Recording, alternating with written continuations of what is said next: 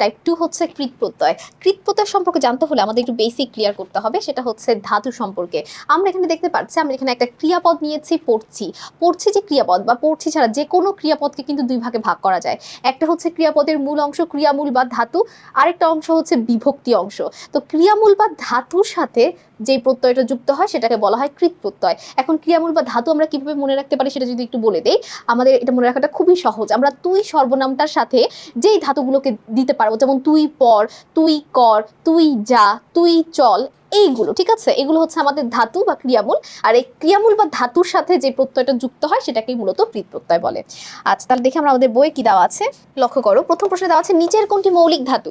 আমরা মাত্র জেনে এসেছি মৌলিক ধাতু বের করতে হয় তুই দিয়ে, তাহলে তুই পর, 5-এর উত্তর ক। এর পরের প্রশ্নটা দেখো, এর পরের প্রশ্নে বলা আছে মাতা এর প্রকৃতি প্রত্যয় কোনটি। আমরা জানি শব্দের শেষে যখন তা থাকবে, ঠিক আছে, শব্দের শেষে যখন তা থাকবে সেক্ষেত্রে আমাদের ত্রিচ দিতে হবে। তাহলে মা যোগ ত্রিচ হবে মাতার সঠিক প্রকৃতি প্রত্যয়। তাহলে কয় দেওয়া আছে মা যোগ তা, ক্ষয় দেওয়া আছে মা যোগ ত্রিচ, গয় দেওয়া আছে মা যোগ ত্রি, ঘয় দেওয়া আছে মা যোগ তয় রফলা ত্রি। এখন এখানে সঠিক উত্তর অবশ্যই কি মা যোগ ত্রিচ। এখন তোমাদের মনে প্রশ্ন আসতে পারে যে বাংলার মধ্যে গণিত আসলো কি করে, বাংলার মধ্যে রুট চিহ্ন কেন দেওয়া আছে, তাই না, রুট ওভার বা রুট চিহ্ন কেন দেওয়া আছে। মূলত এটা এখানে রুট ওভার বা রুট চিহ্ন না, আমাদের বাংলায় এটাকে বলা হয় ধাতু চিহ্ন। ধাতুর সাথে যে চিহ্ন, অর্থাৎ আমরা তো জানি কৃত প্রত্যয় কার সাথে বসে, ধাতু বা ক্রিয়ামূলের সাথে বসে, তাই না, ক্রিয়া প্রকৃতির সাথে বসে। তাহলে ধাতুর সাথে যে কৃত প্রত্যয় যুক্ত হচ্ছে, এই ধাতুকে বোঝানোর জন্য আমরা এখানে একটা ধাতু চিহ্ন ব্যবহার করেছি। এটাকে বলা হয় কি, এটাকে বলা হয় ধাতু চিহ্ন। এরপর দেখো কৃত প্রত্যয় সাধিত পদটিকে কি বলা হয়। যখনই কোনো জায়গায় কৃত প্রত্যয় যুক্ত হয় সেই সকল শব্দকে কৃদন্ত শব্দ বলে বা কৃদন্ত পদ বলে। তাহলে দেখো উত্তর কয়েই আছে কৃদন্ত। ছিন্ন শব্দের প্রকৃতি ও প্রত্যয় কি। ছিন্ন দেখতে যদি ছিন মনে হতে পারে, কিন্তু এটার উত্তরটা কিন্তু ছিদ হবে, ঠিক আছে, ছিদ যুক্ত ছিন্ন।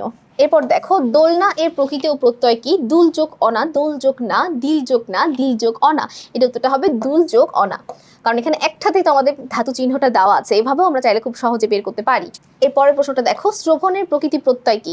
শ্রবণের প্রকৃতি প্রত্যয় কি, দেখো শ্রবণ মানে কানে শোনার বিষয়, শ্রবণ যোগ অ, শ্রী যোগ অন, শ্রব যোগ অন, শ্রু যোগ অনক, শ্রু এর সাথে শ্রবণের একটা সম্পর্ক আছে, প্রকৃতি দেখে এটা আমরা খুঁজে বের করতে পারছি খুব সহজে।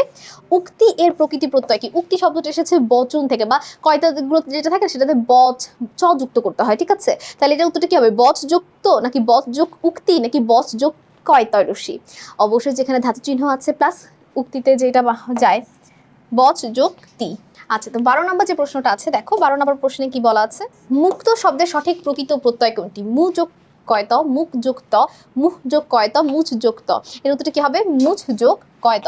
এরপর দেখেন 13তে কি বলা আছে দাতা, তাহলে এখানে তা আছে, দাতা শব্দের প্রকৃতি প্রত্যয় কোনটি। আমরা জানি তা থাকলে সেখানে আমাদের ত্রিশ যুক্ত করতে হয়, তাহলে দা যোগ ত্রিশ। 14 নম্বর প্রশ্নে বলা আছে কর্তব্য শব্দের প্রকৃতি ও প্রত্যয় কোনটি। কৃত যোগ বয় জফলা, ক্রি যোগ ত্রিজ, ক্রি যোগ তব্য, কৃত যোগ তব্য, এখানে একটাতেই ধাতু চিহ্ন দেওয়া আছে, সেভাবে আমরা খুব সহজেই বলতে পারছি। 14-এর উত্তর 3। নিচের কোনটি কৃদন্ত শব্দের উদাহরণ। ভাজি, বিবাহিত, দৈনিক নাকি পাগলামি, উত্তরটা হবে ভাজি। নিচের কোনটি কৃত প্রত্যয় সাধিত শব্দ। বর্ধমান, বুদ্ধিমান, জ্ঞানমান নাকি দয়াবান, এটার উত্তর হবে বর্ধমান। ধাতুর পরে যে সকল বর্ণ বা বর্ণ সমষ্টি যুক্ত হয়ে ক্রিয়াপদ গঠিত হয় তাকে কি বলা হয়। কৃত প্রত্যয়, ক্রিয়া বিভক্তি, প্রত্যয় নাকি অনুসর্গ, এটাকে অবশ্যই কি বলা হয়, এটাকে বলা হয় কৃত প্রত্যয়। কৃত প্রত্যয় সাধিত পদটিকে কি বলা হয়। বিভক্তিযুক্ত পদ, সমাসবদ্ধ পদ, কৃদন্ত পদ নাকি সমস্ত পদ, এর উত্তর হবে কৃদন্ত পদ। তো সকলকে অসংখ্য ধন্যবাদ আমাদের সাথে এই পর্বটি করার জন্য। পরের পর্বে আমন্ত্রণ রইল। আসসালামু আলাইকুম, আল্লাহ হাফেজ।